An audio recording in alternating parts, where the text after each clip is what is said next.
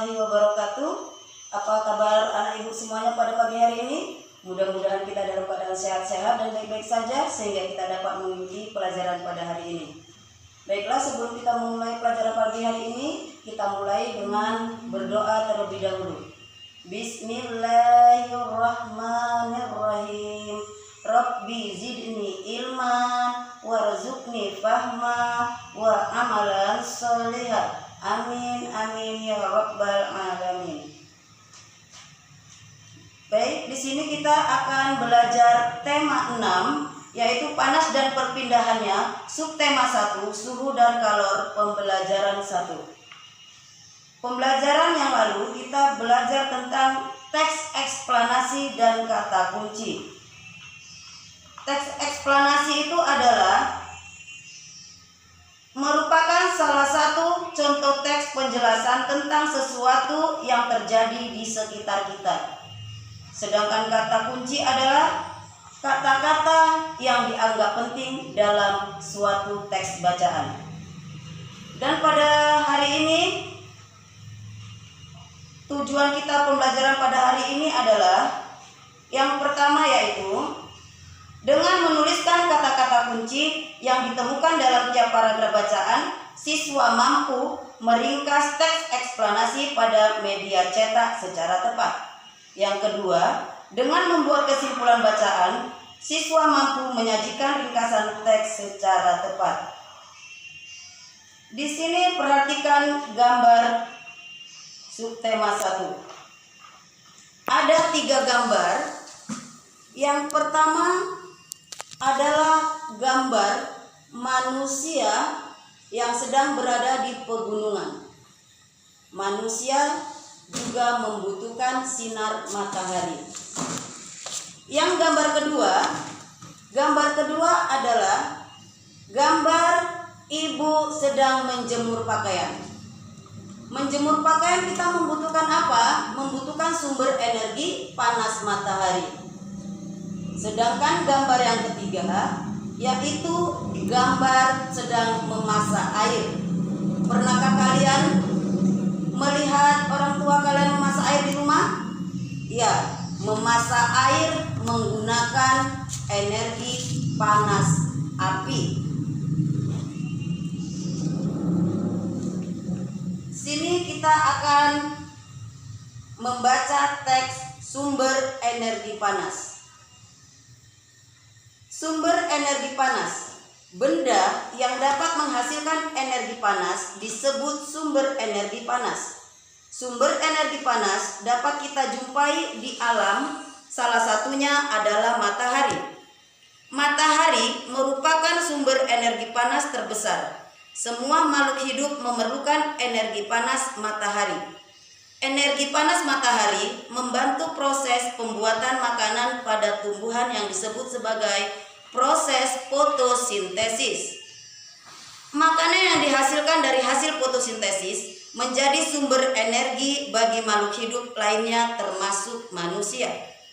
Paragraf kedua, energi panas matahari dapat menerangi bumi sehingga udara di bumi menjadi hangat. Dalam kehidupan sehari-hari, energi panas matahari dimanfaatkan dalam berbagai kegiatan manusia. Misalnya, mengeringkan garam, mengeringkan ikan asin, bahkan untuk mengeringkan pakaian yang basah. Paragraf ketiga, cobalah kamu gosokkan kedua tanganmu selama 1 menit. Apa yang kamu rasakan? Coba kita gosokkan dulu sama-sama tangan kita. Apa yang kita rasakan? Ya, setelah kamu melakukan kegiatan tersebut, maka kita akan merasakan panas. Energi panas dapat dihasilkan ketika terjadi gesekan antara 2 benda. Pada kegiatan di atas, gesekan antara kedua telapak tangan dapat menimbulkan energi panas. Paragraf keempat, selain matahari dan gesekan antara 2 benda, energi panas juga dapat diperoleh dari api. Pada zaman dahulu, orang mendapatkan api dengan cara menggosokkan 2 buah batu yang kering sampai keluar percikan api. Selain itu, nenek moyang kita dahulu menggunakan kayu kering lalu digosok-gosokkan dengan tanah yang kering sampai keluar api. Ternyata gesekan dua benda antara dua batu kering dan gesekan antara dua kayu kering dapat menghasilkan energi panas berupa api. Saat ini, api mudah dihasilkan dari korek api dan kompor. Dari teks sumber energi panas ini, kita cermati kembali bacaan-bacaan tadi, karena bacaan ini adalah merupakan salah satu contoh teks penjelasan tentang sesuatu yang terjadi di sekitar kita. Dalam kehidupan sehari-hari banyak sekali kita jumpai teks penjelasan berupa informasi pada berbagai media, baik media cetak maupun media elektronik. Baiklah, sekarang jawablah pertanyaan-pertanyaan berikut ini berdasarkan bacaan di atas. Yang pertama, apa yang dimaksud dengan sumber energi panas? Sumber energi panas adalah benda yang dapat menghasilkan energi panas. 2. Sebutkan paling sedikit 2 sumber energi panas yang kamu ketahui, yaitu matahari dan api. Ketiga, apa saja manfaat yang didapatkan makhluk hidup dari matahari? Yang pertama, membantu proses fotosintesis pada tumbuhan. Yang kedua, membantu manusia mengeringkan padi atau jagung. Yang ketiga, menjemur pakaian yang basah, mengeringkan garam, ikan asin. Yang keempat, tunjukkanlah cara-cara sederhana untuk membuktikan adanya energi panas di sekitarmu. Cara yang pertama tadi yaitu menggosokkan kedua tangan selama 1 menit. Cara yang kedua, menggosok mistar plastik pada kain yang kering selama 2 menit. Pertanyaan yang kelima, bagaimana cara nenek moyang kita untuk mendapatkan api? Yang pertama, menggosokkan 2 buah batu yang kering sampai keluar percikan api. Pertanyaan yang keenam, mengapa api sangat penting dalam kehidupan manusia? Karena api berguna untuk memasak, menjadi pengganti lampu, dijadikan api unggun untuk menghangatkan tubuh. Baiklah, itu tadi adalah pertanyaan-pertanyaan berdasarkan teks di atas. Sekarang kembali bacaan di atas dibaca kembali, lalu jawablah pertanyaan berikut.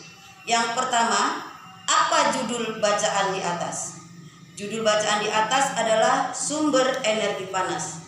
Yang kedua, tuliskan kata-kata kunci pada setiap paragraf di atas. Kata kunci tadi adalah kata-kata yang kamu anggap penting dalam sebuah paragraf. Yang paragraf pertama berisi kata kunci energi panas, sumber energi, dan proses fotosintesis. Sedangkan kata kunci di paragraf kedua, kegunaan matahari. Di paragraf ketiga, cara menghasilkan energi panas. Paragraf keempat, asal mula api. Apa yang dapat kamu simpulkan dari bacaan di atas? Jelaskan kesimpulan bacaan di atas kepada teman-temanmu. Kesimpulan dari bacaan di atas yaitu sumber energi panas ada di sekitar kita dan sumber energi panas terbesar adalah matahari. Sampai di sini ada pertanyaan yang ditanyakan sama anak ibu semua?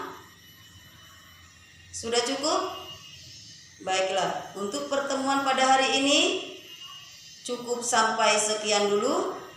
Sebelum kita mengakhirinya, sebaiknya kita membacakan doa sesudah mengakhiri pembelajaran ini. Bismillahirrahmanirrahim. Alhamdulillahirabbil alamin. Arrahmanirrahim. Maliki yaumiddin. Iyyaka na'budu wa iyyaka nasta'in. Ihdinas siratal mustaqim. Siratal ladzina an'amta 'alaihim ghairil maghdubi 'alaihim waladdallin.